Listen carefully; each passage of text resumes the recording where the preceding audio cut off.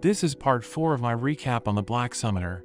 At the end of the last episode, Kelvin and his party pretend to be bandits and are confronted by the 4 heroes of the Empire: Toya, Setsuna, Mizoka, and Miyabi. Kelvin taunts the heroes and challenges them to a game.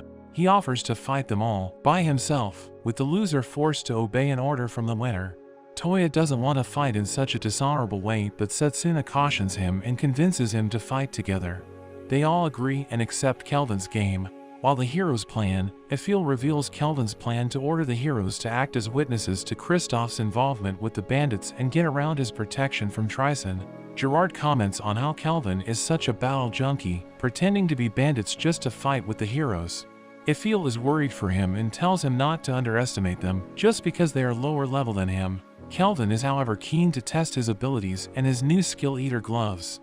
The heroes begin their attack by first summoning their spirits to boost their power. Toya charges in, but Kelvin counters with a blast of magic. While the heroes defend against the attack, Kelvin dashes past and approaches Mizoka. However, she calls out her dragon, who breathes fire at Kelvin. Kelvin enhances his speed and manages to dodge the flames. He appears behind Miyabi and uses his skill Eater glove to steal her skill. Sarah explains that each glove can copy one skill at a time, and that she also let Kelvin borrow one of her skills. With this, Kelvin steals Miyabi's unique skill, parallel processing. Toya rushes to help, but Kelvin dodges his strikes. Setsuna and Mizoka heal Miyabi while Toya continues to fight on his own, believing he has the advantage in close quarters. However, Kelvin fights back thanks to borrowing Sarah's S-ranked fighter skill. He overwhelms Toya, but Setsuna comes to his aid. Kelvin dodges her slash and summons a giant wall to defend himself. Setsuna uses her unique ability to cut through anything to destroy the wall with a single slash. But as the wall disappears, Kelvin lunges toward her. He fires an enormous fireball at her, but Toya manages to get him in the way and block the attack. Mizoka tries to heal him, but Toya claims he is okay, proclaiming that this is nothing if he is to defeat the Demon Lord one day, but Setsuna slaps him. She is mad he sacrificed himself and tells him he needs to cherish himself more and rely on his team. Mizoka and Miyabi both agree and Toya apologizes, and they agree to fight as a team again. As Kelvin prepares to continue their fight, a spirit appears and explodes with a blinding light. Mizoka uses her frost spell to freeze him in place, and Miyabi uses her gravity magic to further restrict his movements. With Kelvin locked in place, Toya and Setsuna charge at him, but Kelvin uses his detonation spell, causing a huge explosion around him. Toya and Setsuna are caught by the explosion, but both manage to survive thanks to protection from their spirits. As the smoke clears, Kelvin applauds their attempt. The heroes are shocked he is completely unharmed from the explosion. Kelvin criticizes their amateur approach and even gives them hints on how to improve.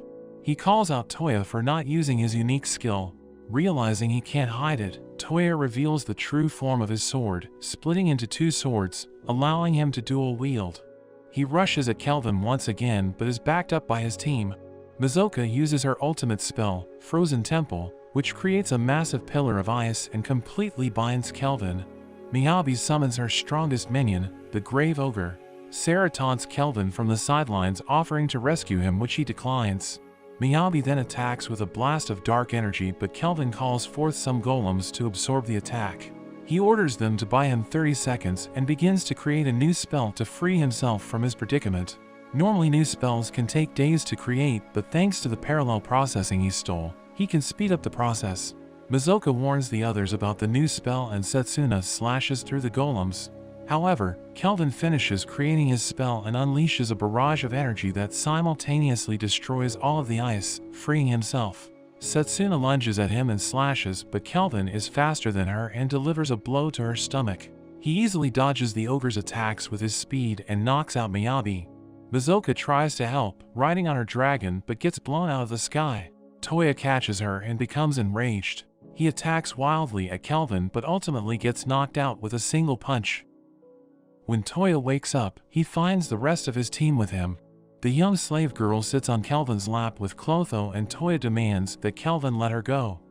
Kelvin tells him to have a better look, and he realizes that the girl is there willingly and that Kelvin was actually the adventurer that saved them. Toya is confused why they didn't just clear up the misunderstanding but realizes how Kelvin had given them tips to help them improve. He admits defeat and thanks Kelvin, calling him his master. Kelvin reminds him that they promised to obey his order. Toya is prepared for anything, but Kelvin orders them to strip their clothes, causing them all to be embarrassed.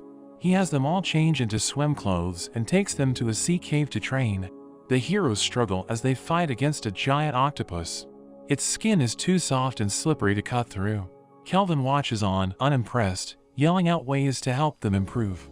Eventually, the heroes manage to defeat the octopus and the group have a break for lunch.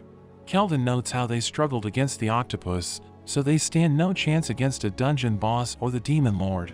Kelvin asks what they would do if they come across a monster they cannot defeat. Meanwhile, Sarah has fished up the dungeon boss dragon. Toya says they would retreat to train and prepare, and fight it again once they were stronger. Kelvin is satisfied with this answer and goes to handle the dragon. After that, the heroes take their leave, getting on a ship to the western continent. Kelvin gives them some pendants as a parting gift and they say their goodbyes. As Kelvin watches them sail away, he asks Gerard about the western continent. It's home to the elves that destroyed Gerard's kingdom and Kelvin asks if they are strong enough to get revenge. Gerard is touched that Kelvin remembers and suggests that they would be able to. Sarah interrupts and mentions that they are being summoned by the Queen of Torridge. They go to the castle which Kelvin recognizes as looking Japanese. Gerard mentions the first king of Torridge was also said to be from another world. They enter the castle and pay their respects to the queen. She thanks them for resolving the issues with the bandits and for defeating the dragon boss. She offers to reward them, but all Kelvin asks for is to have some of her rice. The queen is amused at the request and grants him a lifetime supply. They have a feast, and Kelvin finally gets to have some rice. The others watch on amused, as Kelvin has his fill of rice. A few days later, Kelvin has been staying at the castle at the request of the queen. Ephiel brings him his lunch and she has already mastered all of the Japanese dishes. The queen joins him for lunch, saying that Ephiel makes the best food she has ever had. She tries to convince Kelvin to give Ephiel to her, but he turns her down.